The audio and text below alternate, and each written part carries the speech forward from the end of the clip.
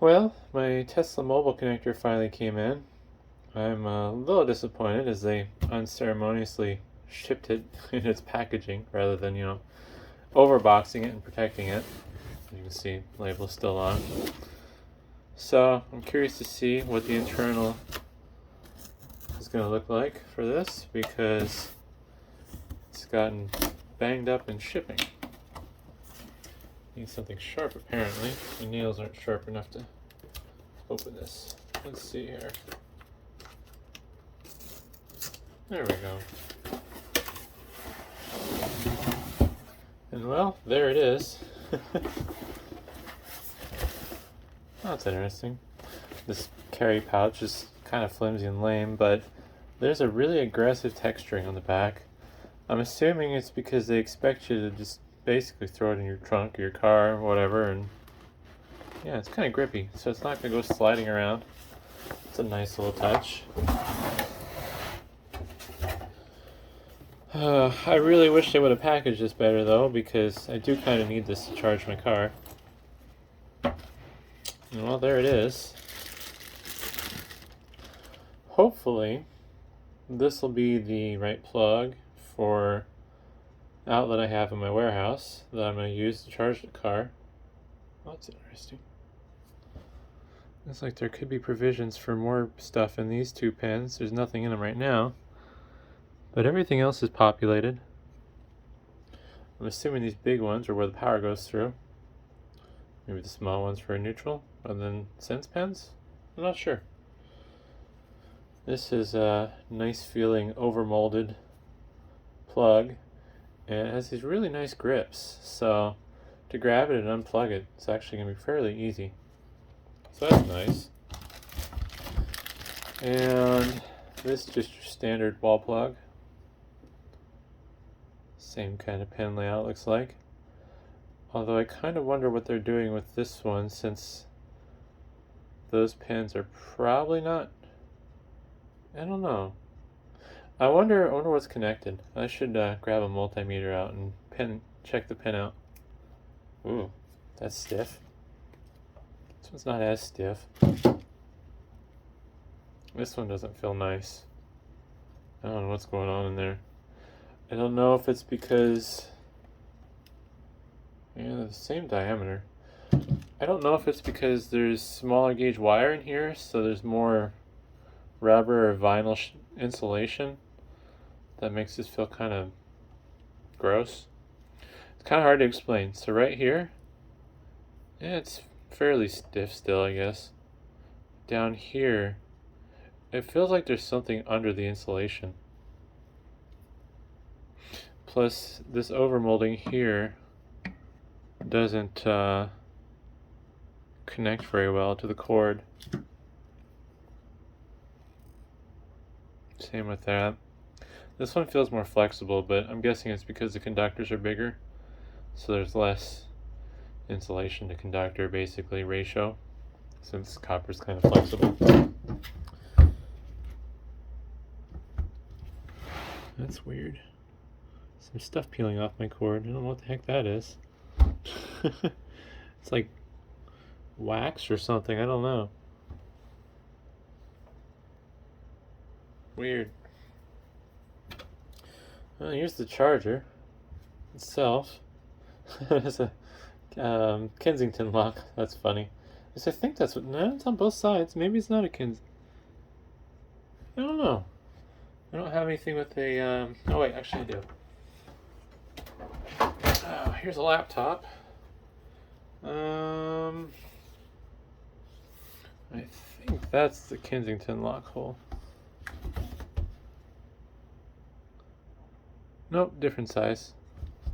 So I don't know what those two holes in the sides are for.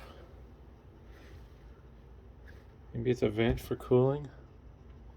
It doesn't look like this has any ability to use those outer pins, so they might just be for alignment purposes when you plug this in. Well, it goes in fairly nice. Out, not so much. Has a little suction to it. Some springy in there too. I Heard a bit of a ringing sound when I unplugged that. One question I have is, will I be able to leave this plugged in and put it in the bag? Nope. So I might find a different thing to put this in. Or, yeah, no, I'd rather have the cord with me.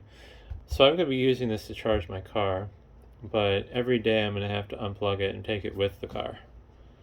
So I don't know what I'm going to do about that yet. If it gets annoying enough, I may just buy another one. It's not like I just spend an exorbitant amount of money on a car. But, yeah. Interesting. Must be the pins that ring when I unplug it. This kind of feels gross too. I don't like this. It kind of feels slimy or greasy almost. I don't know why.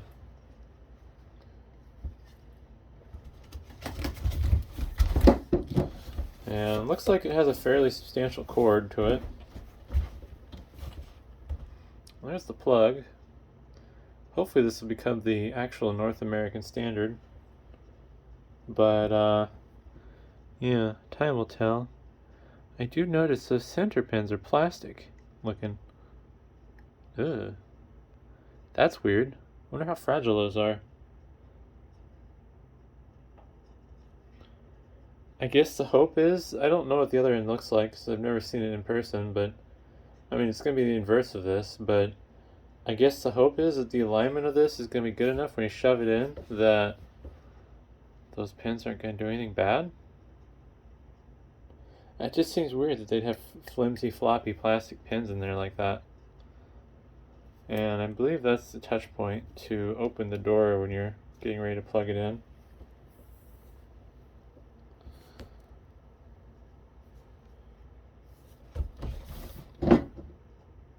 Yeah, weird. Has a funny smell to it.